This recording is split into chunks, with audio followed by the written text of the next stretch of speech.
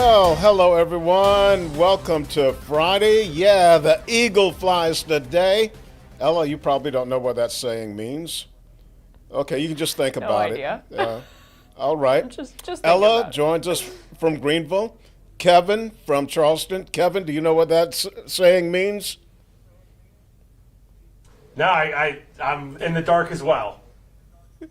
Oh, okay. Well, like back in the day when everyone got paid on Friday, we'd say, hey, the eagle flies today. Okay. Cash money. But yeah, okay, yeah, these young folks, What does man, the eagle have to do with just getting not, paid? just not hip enough. We had some cool sayings back in the day. Anyway, let's talk some women's basketball. The third-ranked Gamecocks, for the second straight game, they go on the road against an SEC-ranked opponent, and they took care of number 25 Alabama, 76-57. Carolina got off to a 12-2 start, and they never trailed. Although Alabama did make it close, they hit a bucket at the end of the third quarter to trim the lead to 7, but they pulled away in the fourth quarter. Carolina outscored them 19-7. Joyce Edwards, another big game. She had a double-double, and also Medina Okot had a double-double. 16 points, 16 rebounds for Okot, 23 points, 12 rebounds for Joyce. And she also, that was her 10th career double-double. And she's led the offense for the 17th time this season in scoring. Here's her head coach, Don Staley, talking about the Camden native, Joyce Edwards.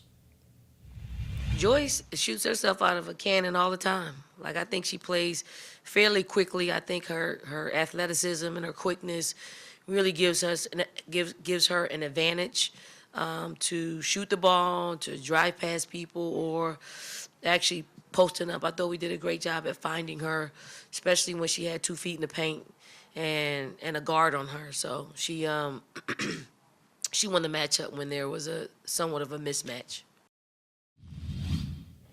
Yeah, Joyce Edwards, she has a fantastic all-around game, scoring, rebounding, and she can also run the offense and dish out some assists. But I really do think the way Carolina is playing now on the road, they're shorthanded. They had 10 available players last night. 9 of them scored. So I think they are getting themselves in shape, ready to roll for March Madness. So really confident about them. Ella? Yeah, I mean, I'd have all the confidence in the world having 3 ranked wins in a row and number 4 coming down the pipeline here soon as well for them. A very incredible season, as always. Now, talking about some women who could be playing professional sports, let's move on to professional sports. Talking about the Hornets, they were coming off of All-Star Week last night, playing Houston. Now, it was a tough one, high scoring, 105-101, but a loss for the Hornets. A couple interesting things going on in this one. LaMelo Ball got in a pretty bad car accident a couple days ago. Was a couple questions of whether or not he was going to play. He played 31 minutes, looked perfectly fine. Spoke in postgame, also said he was perfectly fine. So that was great to see. And then also another huge one, Conka Nipple having the most three-pointers, becoming the fastest player to hit 100 career threes. He made 166 threes in his first 50 games, so he broke that rookie record over in Charlotte, so a big one for him. Unfortunately, not a big win for the Bees or the Hornets, whatever the stinging insect that you want to go with there. But Kevin, I know we got some basketball going on down in the Low Country. What you got for us? We did. Both the College of Charleston and the Citadel were in action on Thursday night. The College of Charleston going on the road, picking up a victory over North Carolina A&T. But the big story for the College of Charleston was the reinstatement of Connor Hickman. Now, we've been following this story pretty much the last 6 or 7 weeks as his eligibility has been kind of bouncing back and forth between on and off. You'll remember a week ago, the restraining order he had that was allowing him to continue playing, and he played in 20 games in a row for the College of Charleston. That restraining order was taken back by a judge, and so Hickman was ineligible for the last, I believe it was 3+ games for the College of Charleston, and so because of that, he was sitting on the bench and wasn't part of the team. They found out yesterday a Charleston County Circuit judge granted a motion to stay the order on last week's order that dissolved that temporary restraining order, if you can follow all this, because, you know, I'm huge on legalese. Basically what that meant is that his eligibility was back on, and he was allowed to play last night. Played, I believe, 22 minutes coming off the bench for College of Charleston. Scored 8 points in their win over North Carolina A&T. So that is a big plus for the College of Charleston because, we talk all the time about how big depth is, especially as you get to this late part of the season. And a guy like Hickman who can come in and score between 12 and 18 points a game and bring down 6 or 7 rebounds a game is a huge addition to the College of Charleston. And we saw that it was a big deal when he wasn't on the court, and they struggled a little bit. So that is a big thing for CFC to have him back for this stretch run as they get ready for the CAA tournament in a couple of weeks. Meanwhile, the Citadel was back at home as they took on the other Bulldogs from the SoCon, Sanford, last night. This one, the Cit did a good job of staying close throughout most of the first half. Actually had the lead by 3 at halftime. Sanford would go on a big run early on in the second half. They had the lead up to as many as 18 points. They were actually up by 17 points with just about 2 minutes to go when the Cid started going berserk from three-point range. They actually had the lead all the way down to 2 from that 17-point lead with just about 20 seconds to go, but they could not get over the hump, and the Cid ends up falling at home last night, 78-75 against Sanford. So they still continue to be towards the bottom of the SoCon standings. I also wanted to mention about the College of Charleston. They're a game and a half out of first place in the CAA. They have 3 games left. They're behind UNC Wilmington, who has 4 games left in that conference schedule. And CFC will go to play at UNC Wilmington a week from this Sunday. So still a chance, but really no room for error for the College of Charleston as we get here towards the back end of February and get ready for March Madness starting in just a couple of weeks. We're just getting going here on Palmetto Sports Daily. We're going to have more to talk about right after this.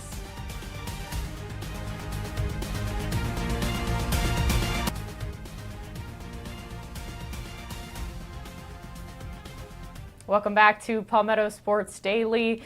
We are officially at that time of year where we're wearing short sleeve shirts, not shorts yet, but it is such a wonderful time of year to be talking about baseball and softball. The season is officially underway. In just a couple hours, I'm going to be heading over to Clemson, where both baseball and softball are going to be playing at the same time. But let's start with baseball. They're going to be hosting Bryant and coming off of a pretty good stretch here. They've only allowed 1 run in their past 3 games, including 2 shutouts over Army. So that was awesome to watch some of that military tradition. Carmine was telling me that Army jumped in and went up in the 4th inning to shake hands with some of the military members that were in the audience. A great tradition that Clemson has, and so much honoring of our troops that they did. But I also know, Rick, that that's also going to be happening in Columbia with the Salute the Troops weekend that starts with Army right now. What's going on over there?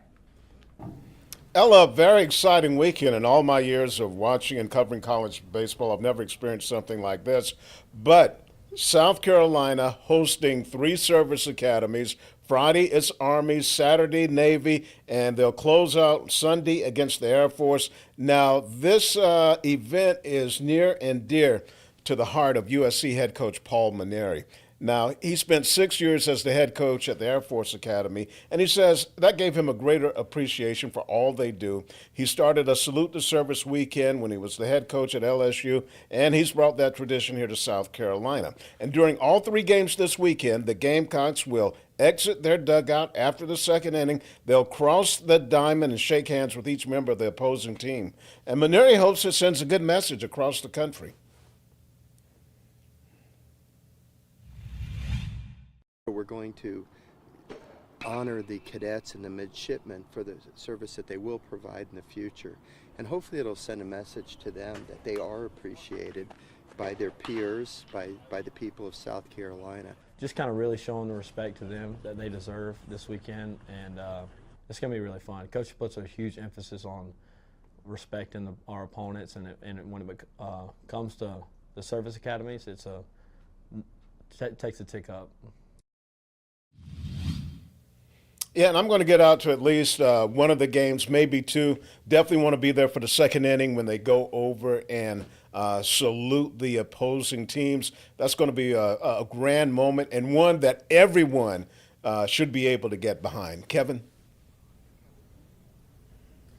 Yeah, that's going to be really cool to see, Rick. And we've got a busy weekend here in the Low Country as well with college baseball. All three of our local teams going to be home for a 3-game series this weekend. Starting off with the College of Charleston, the Cougars coming off that huge win on the road Tuesday night where they upset 6th-ranked Coastal Carolina. They're home this weekend taking on South Alabama. The Citadel back at home as well after dropping 2 out of 3 in their opening weekend series against Liberty at the Joe last weekend. They're home this weekend taking on Marshall. Excuse me. And Charleston Southern, they're off to a 4-0 start. First time they've done that since it's been more than a decade. I believe 2012 was the last time they got off to a 4-0 start. They're looking to extend that this weekend as they take on Elon. And I also want to mention Coastal Carolina. We talked about how they struggled earlier this week with that loss at the College of Charleston. They're trying to bounce back this weekend. They are playing 2 games against VCU and 2 games against Illinois over in Conway. But they're going to be without 2 of their top pitchers, including preseason All-American Cameron Fluke, who's missing this weekend's start with a strained rib cage. So hopefully he'll be back soon. Is Coastal going to need all the help they can get with that tough schedule they've got coming up over the course of the next few weeks. We've got more to come here on Palmetto Sports Daily coming up right after this.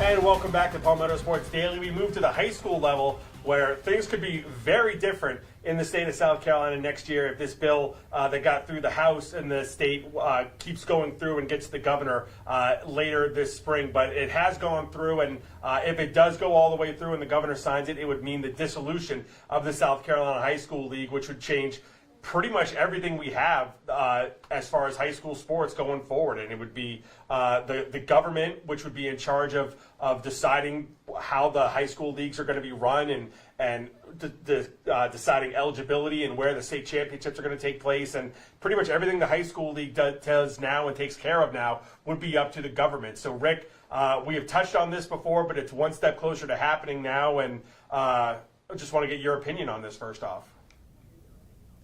It really concerns me, Kevin. Do we really need the government, politicians to get involved with this? Because let's be honest about it, a lot of heat and criticism that has been heaped upon the South Carolina High School League are folks like they didn't like a ruling that went against their team, especially when it comes to eligibility issues.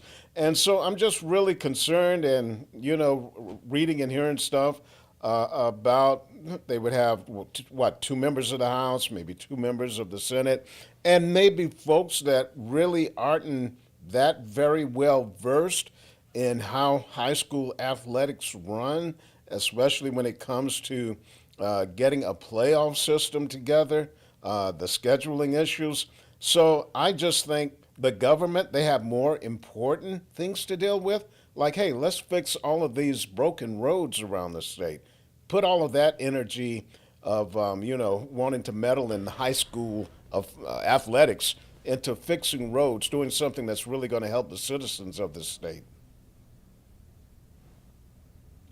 I couldn't agree with you more, Rick. I do find it a bit concerning, just a lot of gray area there and something that they definitely don't necessarily specialize in, but something that I want to talk about just because, listen, I'm the first one to throw my hands up and say I'm 22 years old. I don't know a lot about the government. I'm working on it. I'm working on educating myself. But what I did know when I looked this up is that one of the main things that they want to focus on is easier student transfers.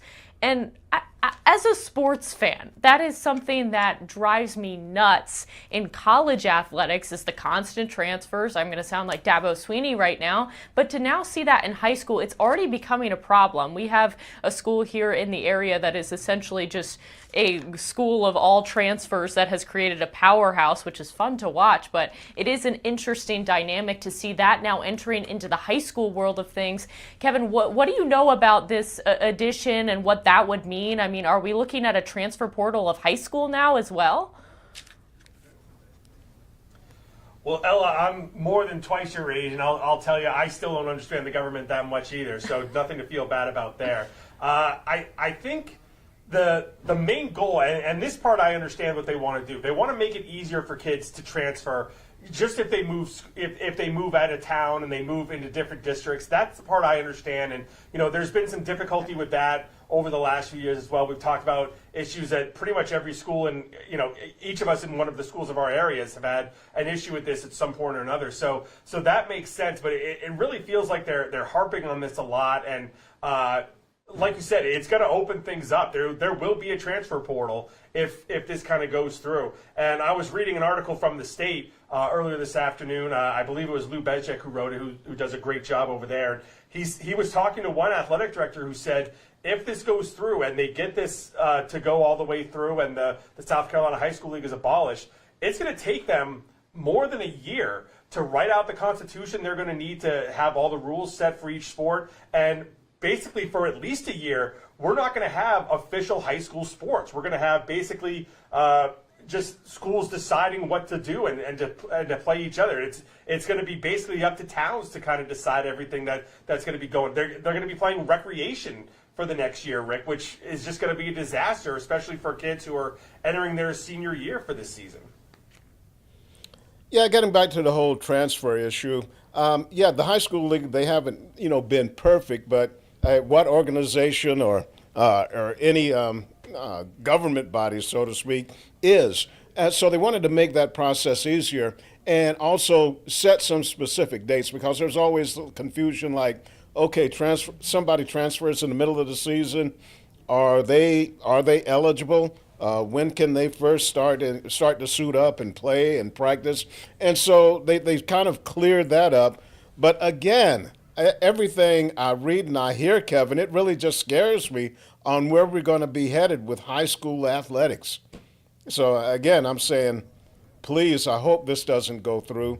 And yes, the high school league, they're working to improve, like maybe some of the things that they do, or there are some outdated methods. So yeah, let's bring everything into the 21st century as much as possible and just let them handle it and work it out.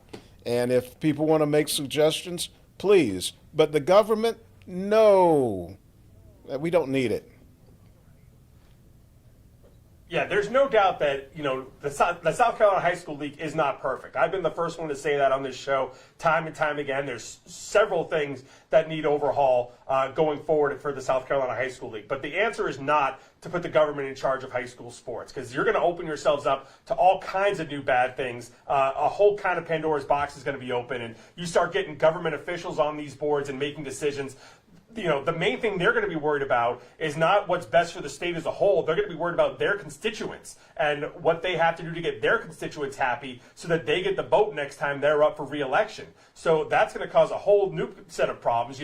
If you've got someone from Charleston trying to make a decision about what's, a school from Charleston County, let's say, Ashley Ridge, they're obviously not in Charleston County, but in our area here. If a school like Ashley Ridge has something on the line, a representative from Charleston is going to fight for Ashley Ridge, even if they shouldn't, because they know that, when the time comes for them to get the vote, they need the people voting in Ashley Ridge to vote for them. So this opens up all kinds of issues going forward, and it needs to not happen. It just needs to stay with the South Carolina High School League going forward, and hopefully that's how it stays in the near future. We're going to be right back to wrap up this edition of Palmetto Sports Daily right after this. Oh, Rick, I'm sorry. Rick had one more thing to say.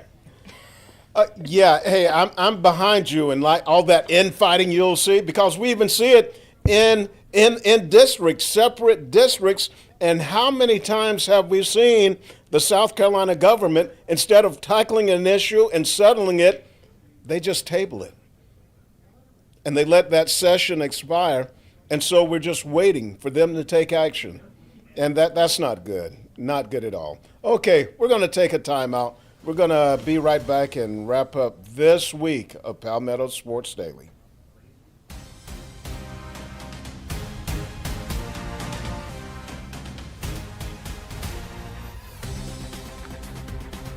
Welcome back into Palmetto Sports Daily. We mentioned it earlier, Clemson softball and baseball playing at the same time this afternoon, and softball has already kicked it off. They're currently playing Lipscomb right now. It's going well for the Tigers, 8-0, so that one is probably going to be wrapping up sooner than later, but the Clemson Softball Classic is happening all weekend long. We got Baylor, we got Coastal Carolina, and Lipscomb all duking it out all weekend long. Now, Kevin, I know you've got a little bit more information on Coastal softball and how their season's been going. I think this will by far be one of the more interesting matchups of the weekend. What do you think? Yeah, I don't see how it couldn't be. Clemson's been doing a great job thus far, and Coastal, they've got some really promising stuff going forward. So I'm curious to see how this one ends up going, Rick. Yeah, hey, I'm sitting here thinking I'm getting away from softball for a minute, but I'm going to ask you, Kevin and Ella, would you like to see a three-game series between Clemson and Coastal baseball, or the Gamecocks and Coastal? It's kind of like the format that Clemson and Carolina have. What do you think? Yeah, sign me up. What's the problem? What's stopping it? Yeah, hey, I would love to see it. I mean, they could start down at the beach. Okay, where would they play their second game when they're at the beach? Played at the minor league park? Yep. And then come up to I like Columbia, it. Yeah. So I like it. Let's put some bugs in the coach's ears. I think it'd be great, especially with I don't know if we need the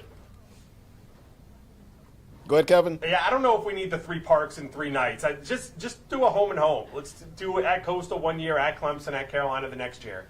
Let's just it stick worked. at Hey, home. That'd be a huge draw for both schools. Yeah, I'd love to see it. I think that would be awesome. I mean, you're putting 3 of the most entertaining teams all together. It's obviously most entertaining to us. We might be a little bit biased, but hey, I mean, why not travel around the whole state in 1 year, Kevin? I think it would be fun. Let's get it all done. Let's not space it out over a year. Yeah, they should do that. I'm just saying. Yeah, each year, you trade off home and home 3-game series. I think that's the way to go. Okay, I like that. All right. Yeah. Hey, because if they don't, it kind of looks like some people may be avoiding Coastal. Hey, just saying. All right. That's going to wrap it up for this week of Palmetto Sports Daily. Everyone have a great weekend, and we'll be back on Monday.